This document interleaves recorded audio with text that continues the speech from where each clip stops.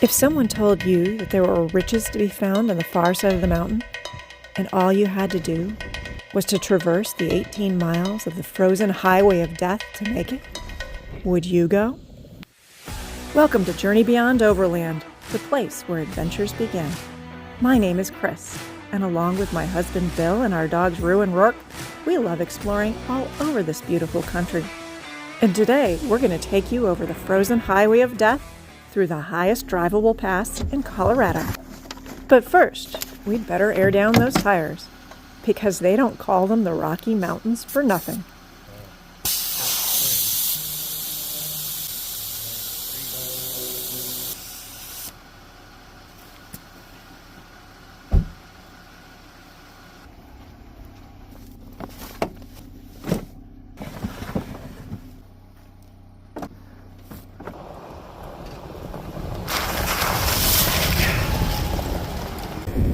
Good morning, I'm Chris from Journey Beyond Overland, and driving this morning is Bill. We are in Colorado, headed up the Mosquito Pass this morning. So I'm very excited. I think this is the highest drivable pass in Colorado. I think I'm double checking that. I'm pretty sure it's something like that. It is up over 13,000 feet. Yeah, it's the highest drivable trail in Colorado. Are you sure? It's always been the video, I think. It's the highest drivable passenger. Maybe that's the This is not a passenger car trail, so I'll look that up and we'll figure that out and we'll clarify for you which one is taller. So thanks for joining us this morning. Hope you enjoy our adventure over Mosquito Pass.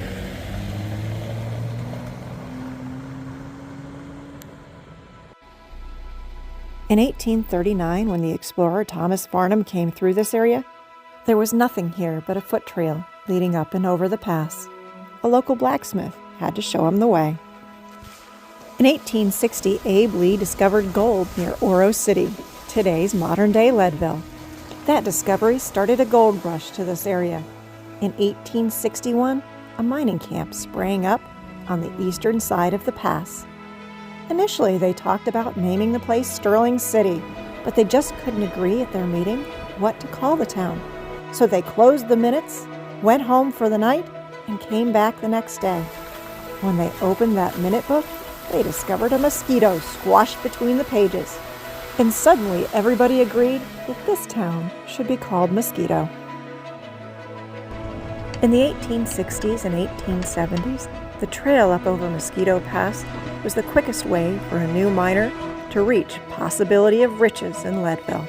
As the pass reaches an elevation of 13,185 feet, fast-moving winter storms often claim the lives of unprepared miners, leading this area to be called the Highway of Frozen Death. In 1873, prospectors discovered gold-bearing ore here at the London mine. Tunneling at this North London site began in 1874. I may be taking pictures of the inside of these buildings, but I'm not actually going in any of these buildings. Gold mine ruins and buildings are very dangerous. They can change in the blink of an eye, collapse, subside. You've got to be careful too, because you don't know where the mine shaft opening was. Most of them are filled in out here, but you just don't know. So be very, very careful and mindful if you do want to explore a little. Also be mindful of the fact that many of these are private property. Right now, this one is for sale and they're auctioning it off. If you want your own relic of a mine up in the mountains, your chance will be gone by the time you see this video. The North London Stamp Mill opened in 1892. It was 1,000 feet below the North London mine in the valley below, and eventually an aerial tramway was built to shuttle the ore down the mountainside to the mill. The same year that that mill opened, the South London mine opened on the other side of the mountain. During their long lifetime of use, the London mines were some of the most lucrative and productive mines in all of Colorado. In the 1860s and 1870s, the majority of traffic that came over this pass would have been foot traffic or pack animals. In 1878, Western Union built a telegraph line over the pass. That same year saw the beginning of construction on the Mosquito Pass wagon road. It wasn't finished before winter, however, so they continued to build it straight through the winter, and it opened for wagons in 1879. Going over the pass, a wagon could reach Leadville in 4 to 5 hours. Ohio lungs, 12,500 feet, headed for over 13. We're getting there. Now I'll show you over the shoulder on this side. That's what I don't want to fall down. It does look like fun. There's a lot of loose rock. You probably can't tell it from looking at this place today, but in 1879, this was a very busy place indeed. Records estimate that over 30,000 people lived in Leadville and the surrounding mountains, and everybody had a sample of rocks in their pocket, hoping to strike it rich. So once this toll road opened, you could find an average of over 100 wagons, coaches, and pack animals every day, going over this tough and rugged pass. Go up or down from here? Up.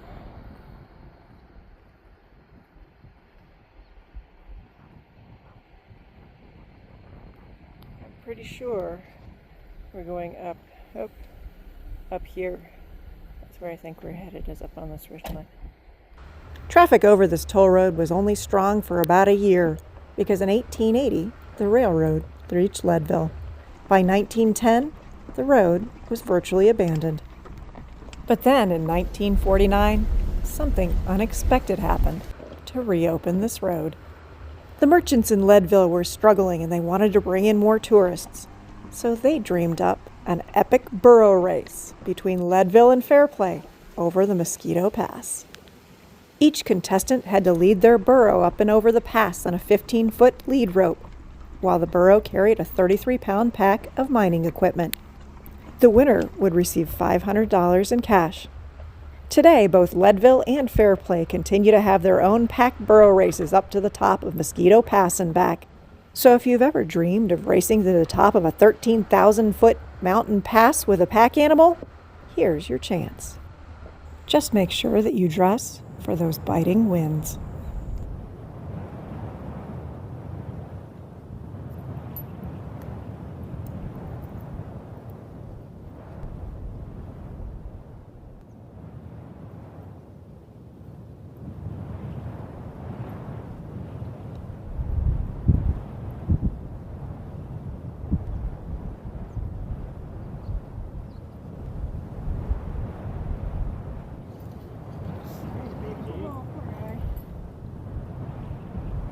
Well, Bill wanted to find snow that he could put his feet in. We found snow in September. I was trying to remember whether it was still August.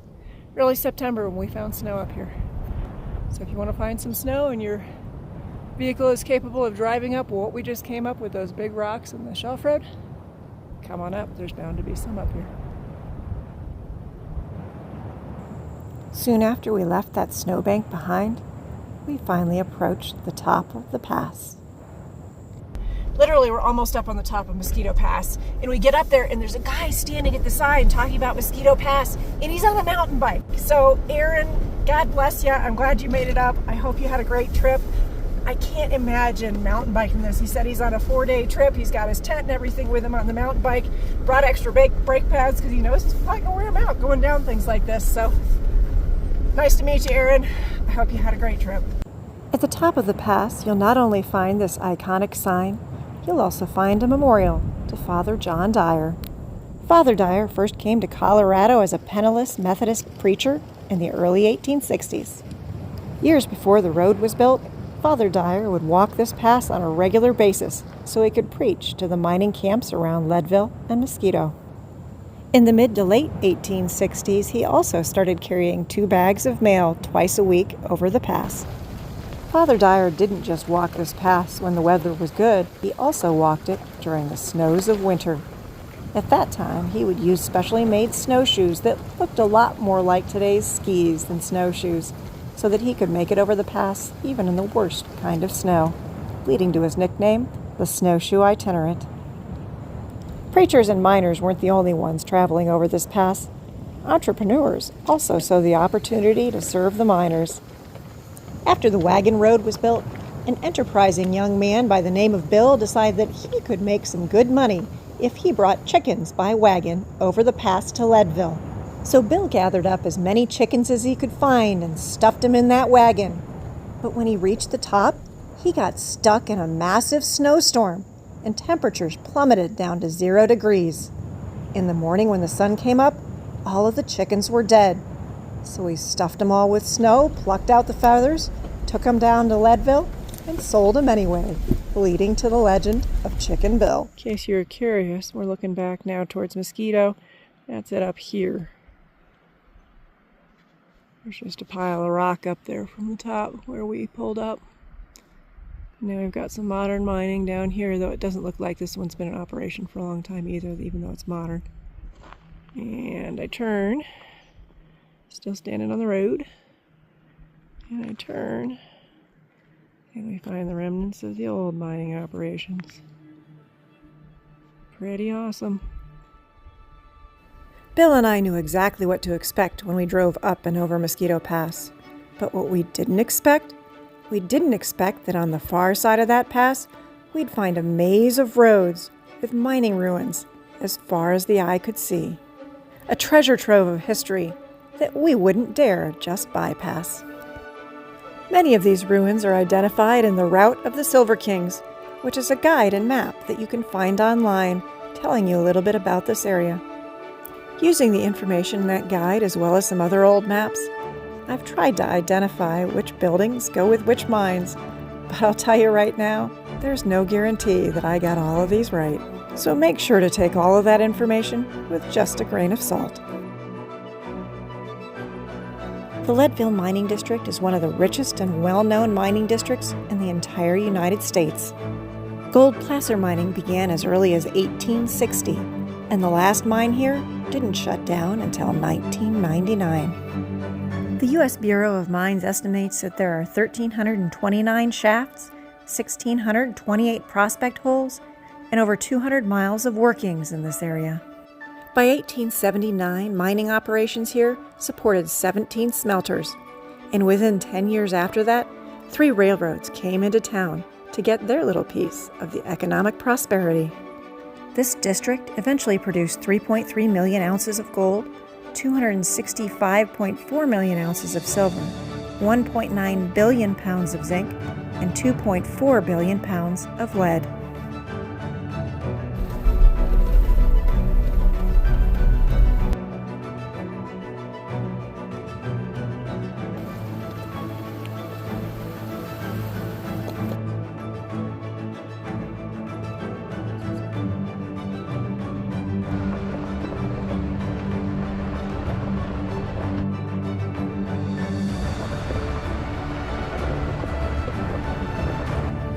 The majority of the mines and the ruined buildings in this area are private property, so make sure to respect those boundaries.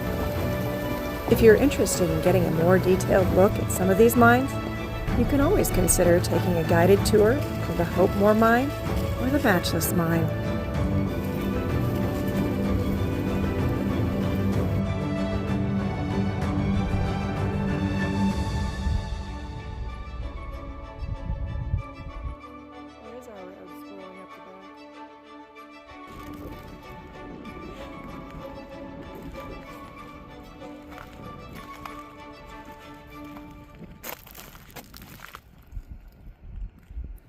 There are more ruins and historic sites than you can count in this area, both outside of Leadville and in Leadville proper.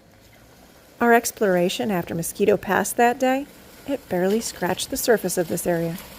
But at some point, we had to realize that we needed to move on towards our next destination. And so we turned west, out of the mining district and towards Leadville proper.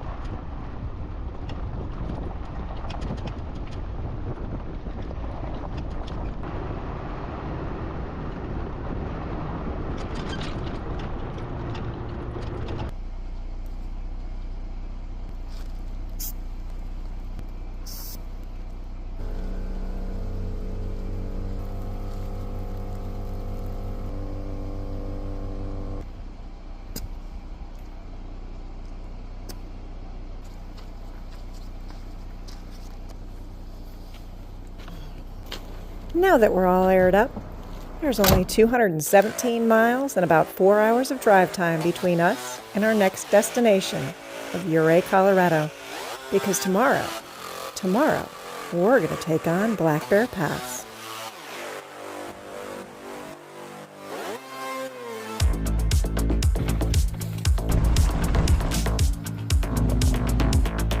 Thanks for joining us. If you enjoyed this video, please make sure to hit that like button and let me know what you think was the most fascinating part of Colorado history in the comments. And if you're ready to admire the classic beauty and tackle those big obstacles on Black Bear, make sure to hit the subscribe button so you don't miss any of the adventure. But until we see you again next time, make sure to go out and find your own adventure.